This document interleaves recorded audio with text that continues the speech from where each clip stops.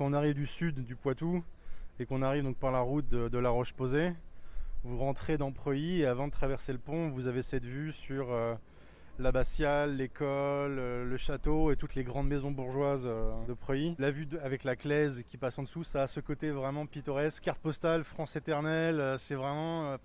quand on imagine un village français, c'est ça, quoi. Voix du Sud Touraine avec Mathieu Musnier. Il nous raconte Preuilly, Singapour, Preuilly.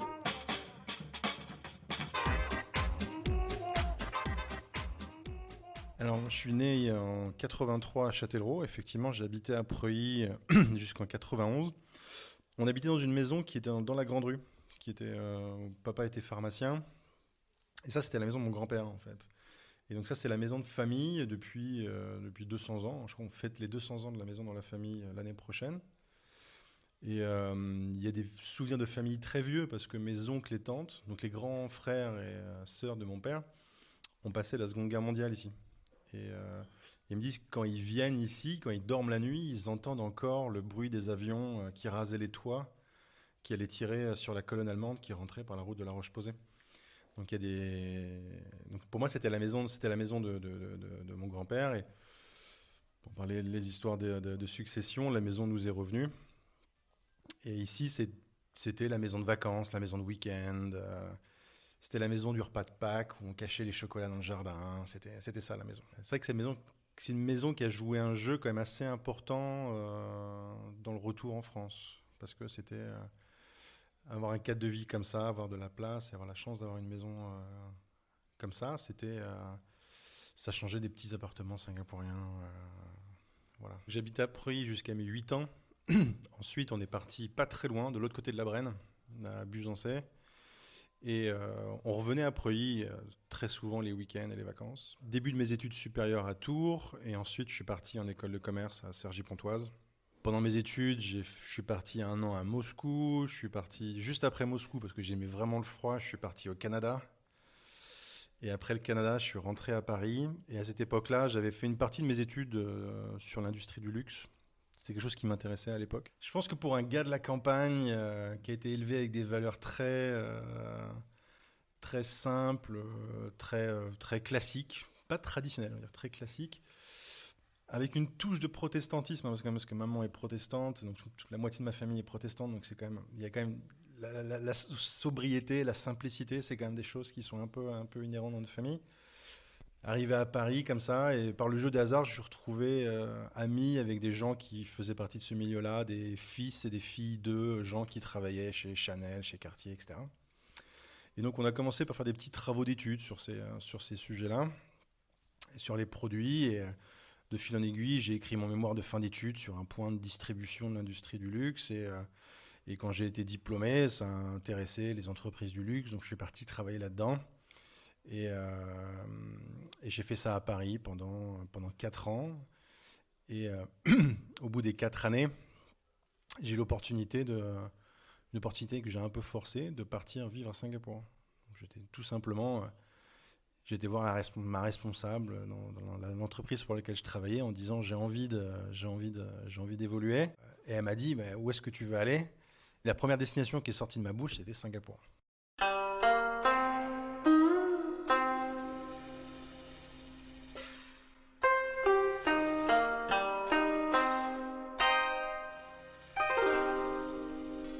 Pourquoi? Parce qu'avec ma compagne, on parlait à l'époque, elle me parlait depuis très longtemps de partir en Australie. Et moi, l'Australie, à l'époque, ça me disait rien du tout. J'ai rien contre l'Australie, mais l'Australie, c'est quand même loin, c'est loin de tout. Et peut-être la veille ou l'avant-veille, elle m'a dit « Et qu'est-ce que tu penses de Singapour ?» Et j'ai dit « Pareil, Singapour, je ne connais pas, j'y ai jamais mis les pieds. » Mais là, la conversation, on était resté là. Mais donc, 2 jours plus tard, quand on me pose la question « Où est-ce que tu veux aller ?» J'ai dû réagir du tac au tac. Et la première destination qui m'est passée par la tête, c'est Singapour. Et elle m'a dit « Ah, ben ça tombe bien. On ouvre un gros magasin sur Orchard Road, hein, l'équivalent des Champs-Élysées singapouriens. Et est-ce que tu vas aller t'en occuper ?»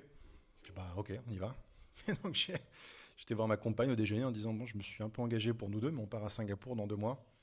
Et il faut faire les bagages et on part. »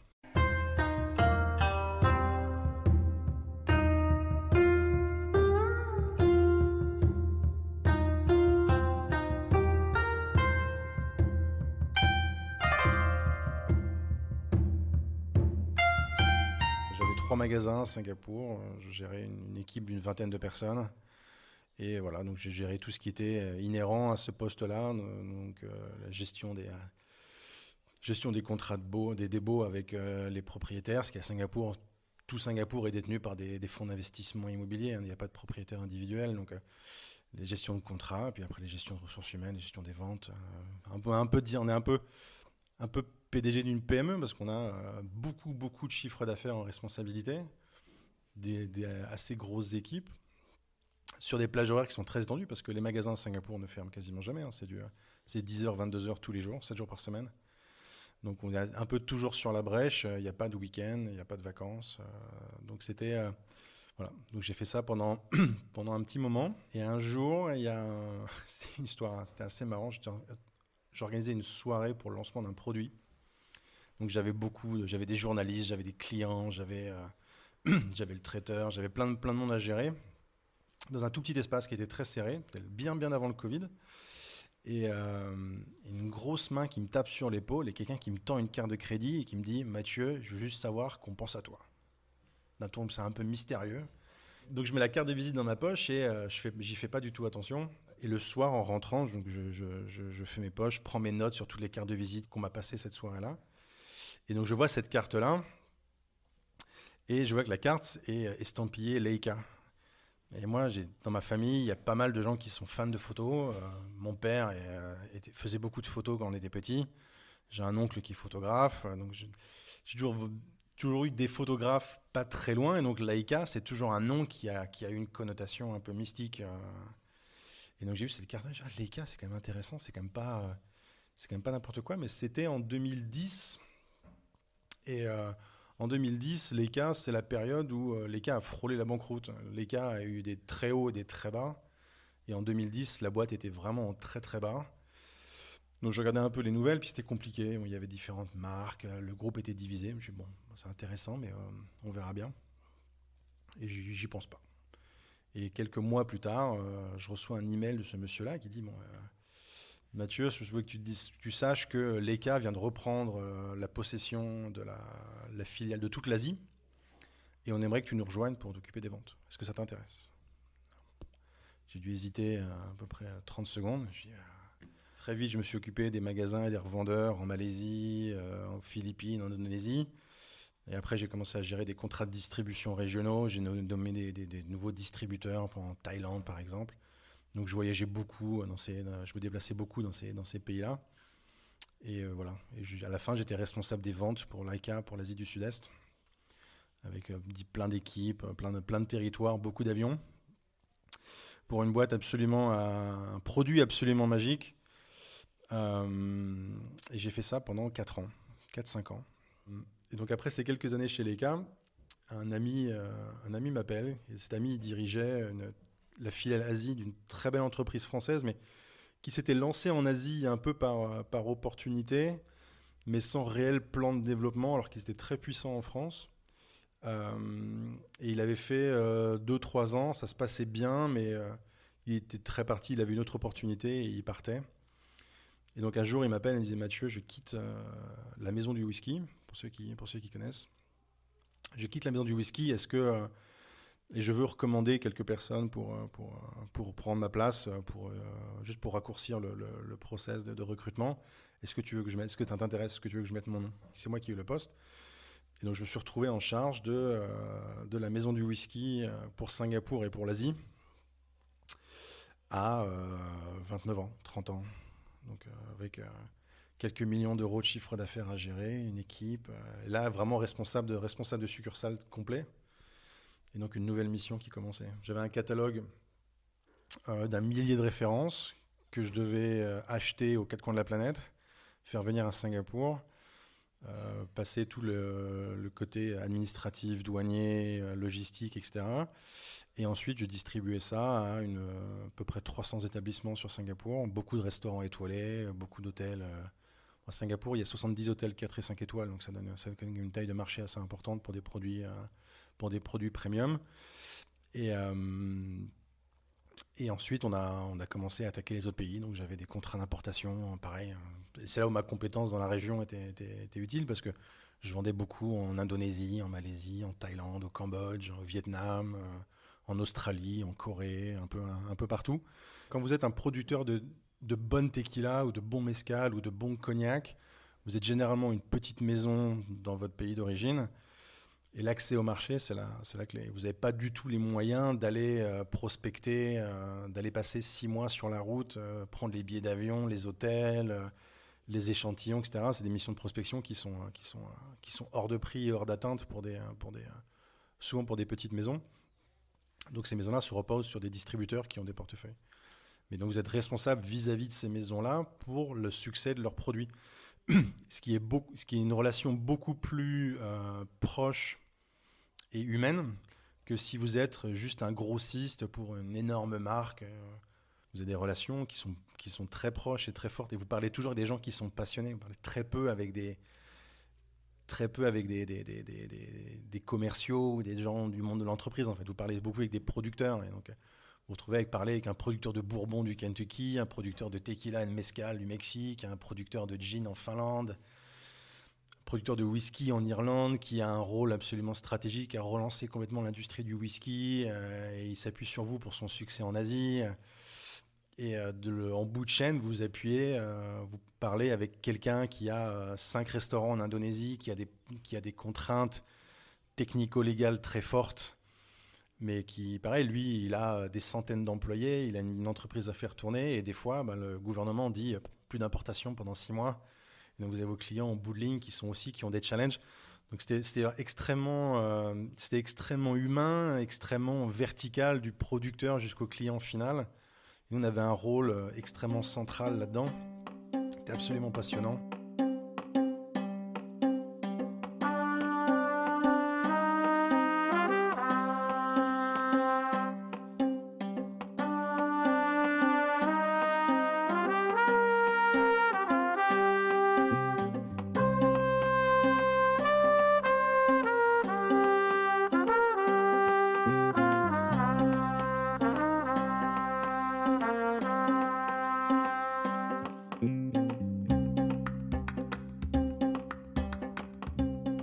Le seul bémol, parce qu'il y a forcément un bémol, parce que la façon dont j'en parle, mais pourquoi est-ce qu'il a arrêté, c'est que tous les gens qui ont connu des gens qui travaillent dans l'alcool, ou tous les gens qui ont travaillé dans l'alcool, savent qu'il y a une date butoir. Travailler dans l'alcool, ça implique beaucoup de représentation, ça implique beaucoup de déplacements, et moins, alors en Europe moins, mais en Asie, la représentation commerciale, ça implique beaucoup de très très longues soirées. De très longues soirées qui souvent terminent au petit matin. Et quand vous allez dans un pays, typiquement le client vous prend en charge de l'avion à l'avion. Et c'est hors de question. C'est très très très compliqué de lui dire non désolé on sort pas. Enfin, vous venez lui vendre des produits. Le gars il veut vous montrer ses 5 restaurants, il veut vous amener en boîte de nuit, etc. Et c'est quand vous avez 20 ans, 30 ans, ça va. Il y a un âge où, et surtout après quelques années, où on n'a pas forcément envie de sortir jusqu'à 5h du soir un mardi, parce que le lendemain, il faut quand même bosser. Et voilà, ça devenait juste pesant. Parce que c'est une part importante du travail. Vous devez aller, quand vous avez les meilleurs bars de Singapour qui ont été votés numéro 1 bar d'Asie, qui sont numéro 5 ou 7 bars dans le monde et que c'est un de vos plus gros clients, vous êtes tenu d'y aller voire plusieurs soirs par semaine, de commander des verres et de montrer au patron que vous les soutenez, que vous êtes là pour les remercier de leur travail. Donc vous êtes entre guillemets un peu obligé de consommer de l'alcool non-stop. Et ça fait partie du travail, il faut l'accepter. Mais le jour où vous voulez plus l'accepter, ça sert à rien de rester parce que voilà. Donc moi j'ai choisi d'arrêter. Parce que 5 ans, c'était fun, mais à un moment, il fallait passer à autre chose.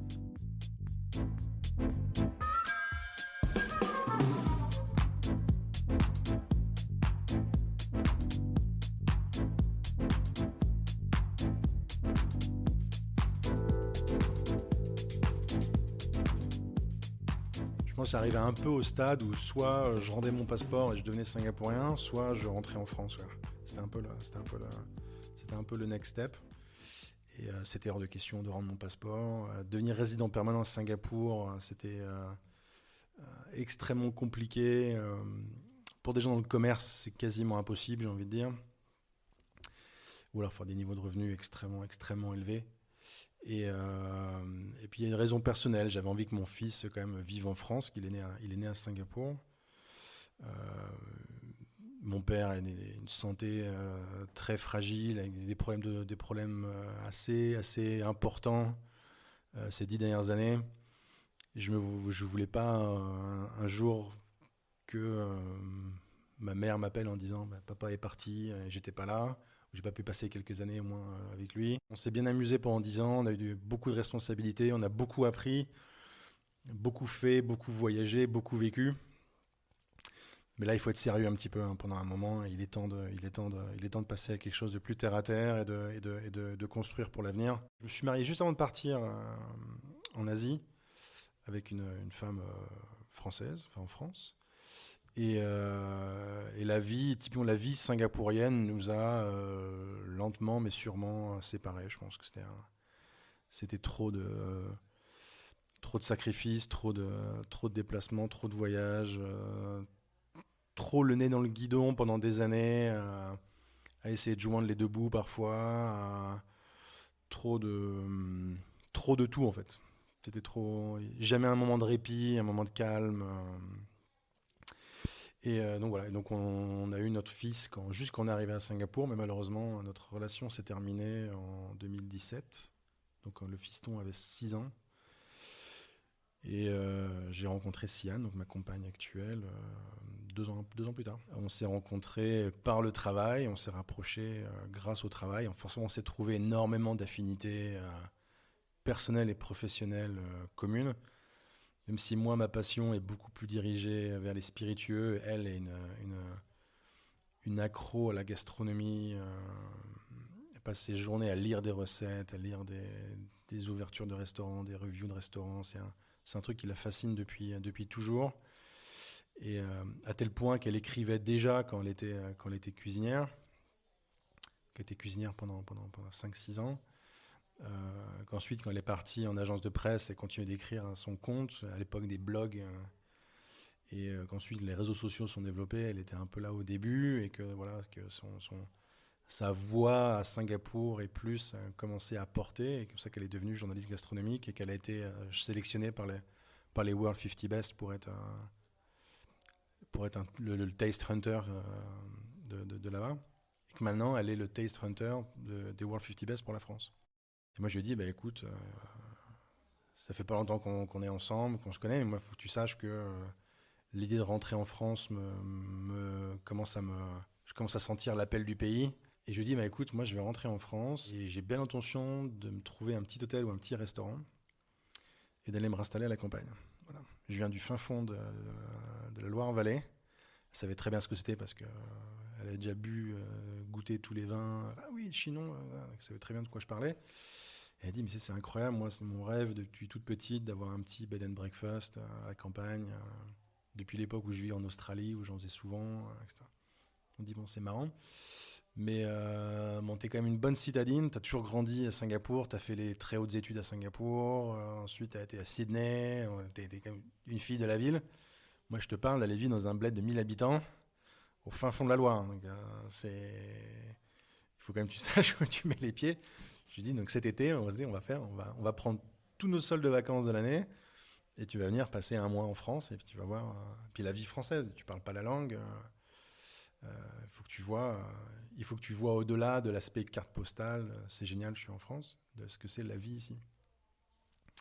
Et donc on est venu à l'été 2019, et moi j'étais voir les propriétaires de la maison du whisky à Paris, je leur ai dit, ça y est, voilà, pour moi l'aventure se termine, à la fin de l'année j'arrête, donc ça nous laisse 6 mois pour trouver un successeur, donc on a tout le temps qu'il faut, mais moi là 5 ans je souhaite pas continuer.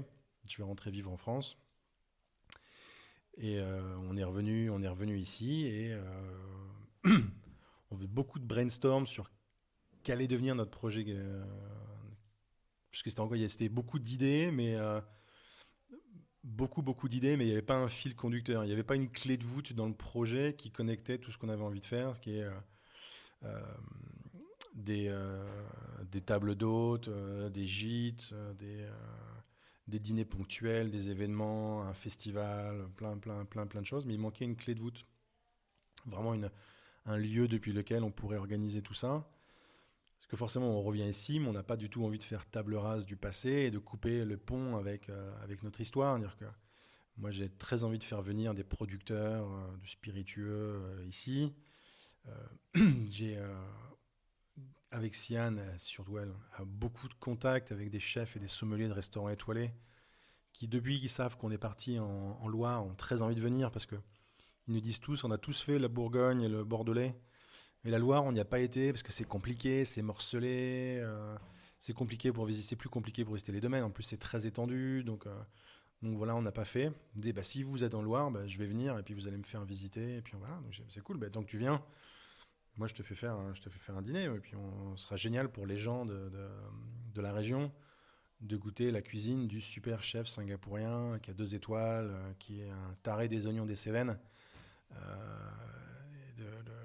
D'avoir accès à ce genre de chef. Donc on pensait faire tout ça. Et donc on est venu en août 2019. Et en fait, on n'a pas cherché très longtemps parce qu'il s'est trouvé que l'image était en vente depuis le mois de février.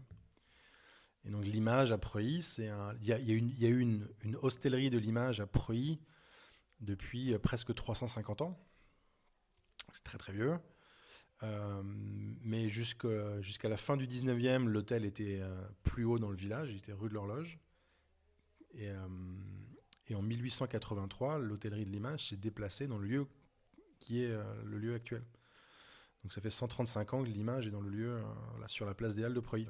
Jean-Michel Chedozo est quand même la réputation et a été un excellent chef dans ce lieu pendant 33 ans, 34 ans, avec énormément de fidèles. Et avant lui, c'était aussi un très grand cuisinier. Donc l'image a toujours véhiculé cette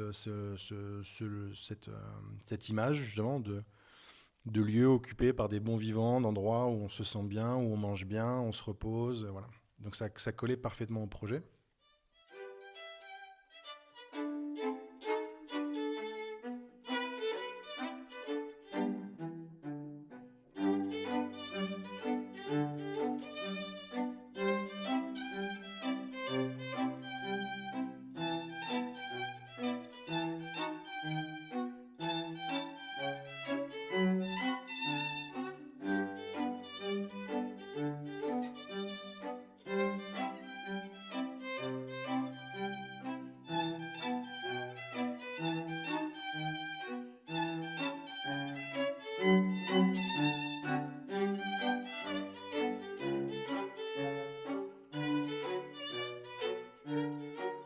Et il faut quand même partir à 13 000 km de la France pour qu'on se dise, ah oui, en fait, avoir une géographie tellement variée, avoir des activités naturelles tellement variées, très souvent gratuites, avoir une quantité de châteaux, d'abbayes, de maisons, de choses à visiter, enfin, avoir tout et avoir tellement de producteurs qui font des produits de qualité, que ce soit dans des maraîchers, des agriculteurs, dans le vin, dans le fromage, enfin, bref, tout. Et ben, il faut aller dans des pays en fait, où il n'y a rien de tout ça pour se rendre compte que on est quand même bien. Et donc c'était un peu tout ça, dire qu'on disait en fait, effectivement, il y a un cadre de vie.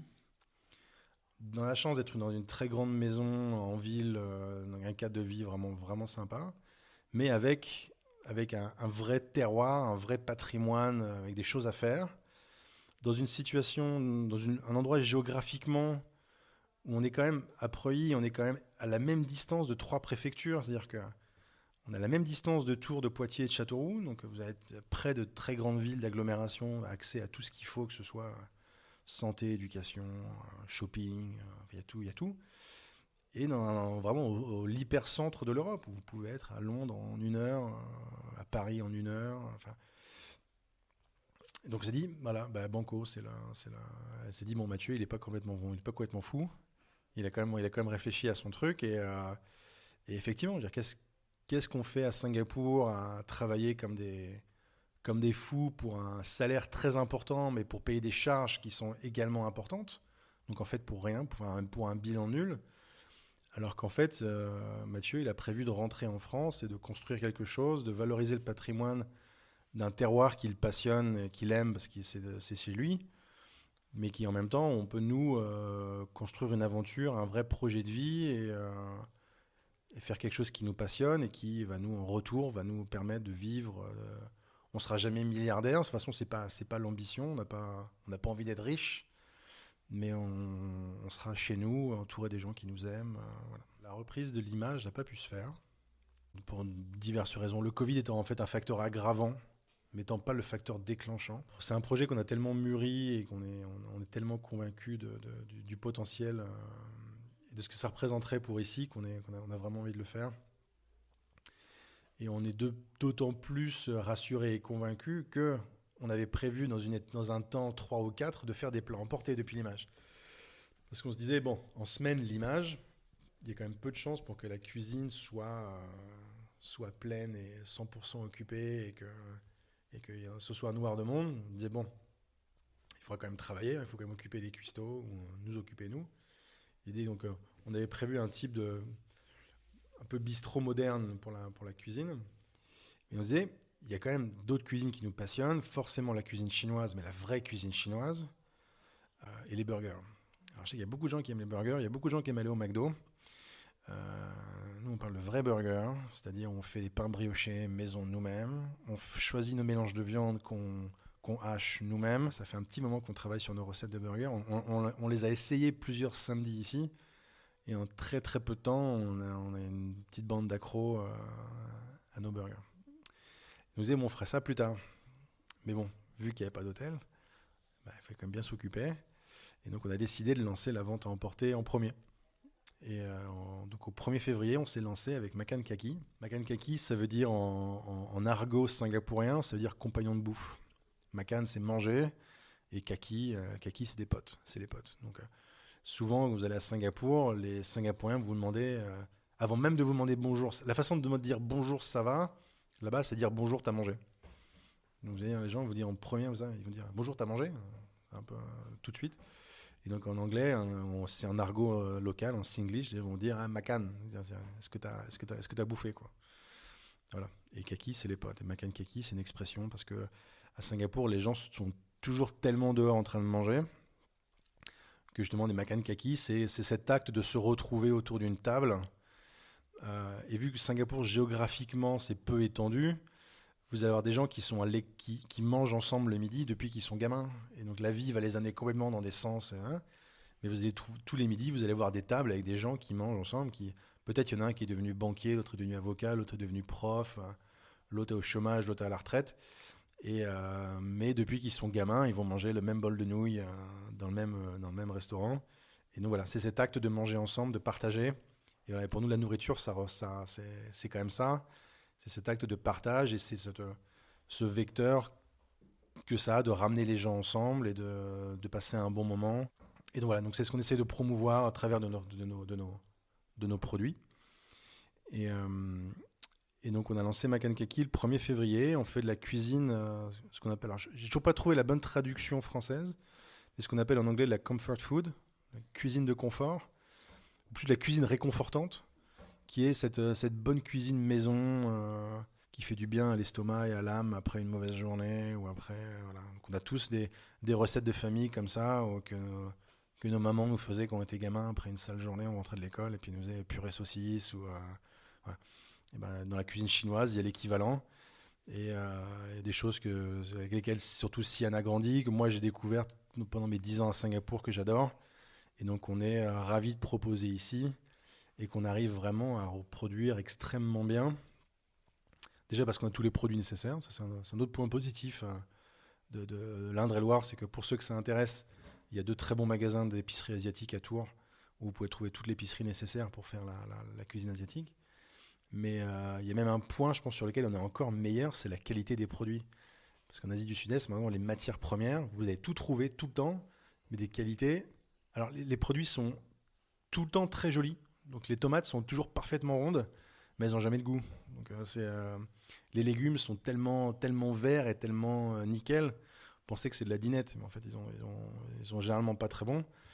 Et le cochon, les fermes porcines, je sais qu'en France, il y a beaucoup de sujets, il y a beaucoup de controverses autour des filières animales.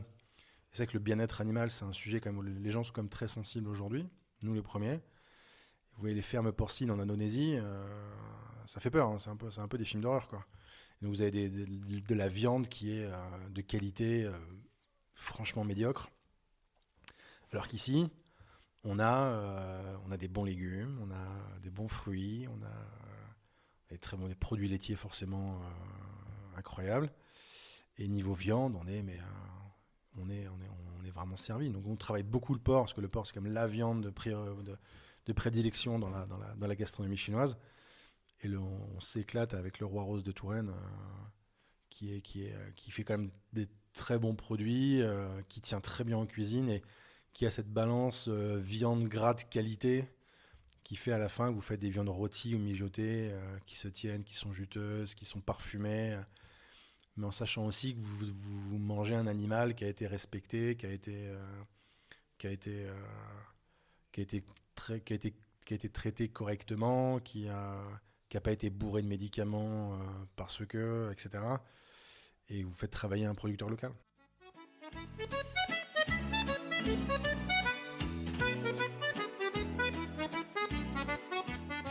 Alors, jour de marché, typiquement, madame termine généralement très tard parce que on n'aime pas spécialement cuisiner. Enfin, je dis on n'aime pas cuisiner en même temps, mais elle aime surtout pas cuisiner quand je suis dans ses pâtes.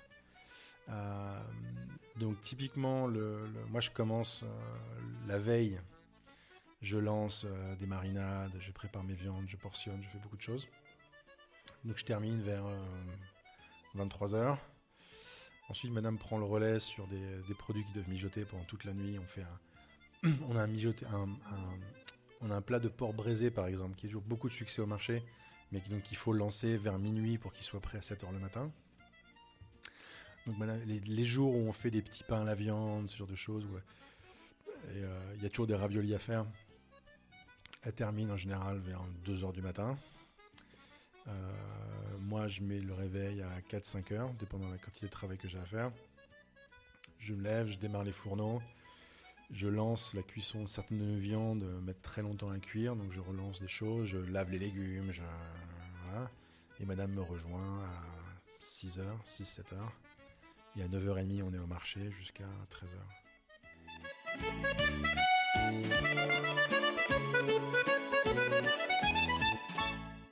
Ça, c'est du chicken rice, donc c'est un poulet entier poché, un plat vraiment super typique de Singapour. Et qui est servi avec du riz qui est cuit dans le bouillon de pochage, dans le liquide de pochage, avec des aromates. Et ça, c'est une petite entrée. Et à Singapour, c'est vraiment le plat de rue qu'on mange un peu sur le pouce à n'importe quelle heure du jour et de la nuit.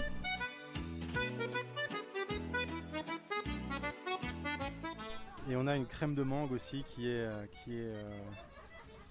en 2-3 mois après est devenue assez populaire. Ouais, parce que c'est un dessert typique de Hong Kong. Et voilà, sauf qu'on le fait avec de la bonne purée de mangue. C'est 100% mangue. Donc ça marche bien.